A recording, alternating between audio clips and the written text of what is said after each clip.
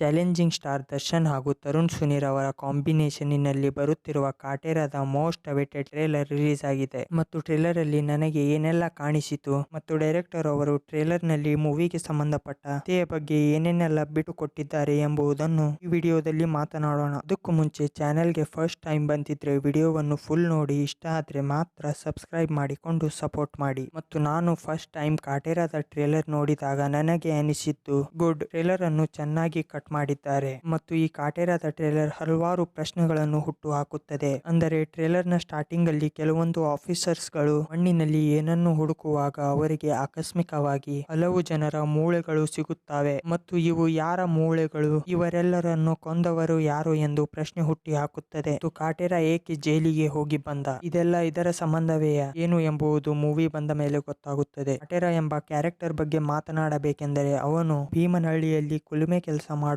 ಅಕ್ಕ, ಭಾವ, ಫ್ಯಾಮಿಲಿ ಜೊತೆ ಅಮ್ಮ ಕೂಡ ಇರಬಹುದು ಮತ್ತು ಕಾಟೇರ ಒಬ್ಬ ಬಲಶಾಲಿ ಶಕ್ತಿವಂತ ವ್ಯಕ್ತಿ ಎಂದು ಡೈರೆಕ್ಟರ್ ನಮಗೆ ತೋರಿಸುವ ಪ್ರಯತ್ನ ಮಾಡಿದ್ದಾರೆ. ಮತ್ತು ಟ್ರೇಲರಿನಲ್ಲಿ ದರ್ಶನ್ ಅವರನ್ನು ತುಂಬಾ ಚೆನ್ನಾಗಿ ತೋರಿಸಿದ್ದಾರೆ. ಮೊದಲ ಬಾರಿಗೆ ಮೇಲೆ ನೀರು ಬೀಳುವುದು ಮತ್ತು ಅದರ ನಂತರ ಒಂದು ಫೈಟ್ ಸೀಕ್ವೆನ್ಸ್ ಅಲ್ಲಿ ಫುಲ್ ಲುಕ್ ರಿವೀಲ್ ಆಗುತ್ತದೆ. ಈ ಕಾಟೇರ ಎಂಬ ಕ್ಯಾರೆಕ್ಟರ್ ನ ವಿಶೇಷತೆ ಏನೆಂದರೆ ಸಾವಿರಾರು ಮಚ್ಚುಗಳಲ್ಲಿ ಅವನು ಮಾಡಿದ ಕತ್ತಿ ಯಾವುದೆಂದು ಕಂಡು ಹಿಡಿಯಬಲ್ಲ.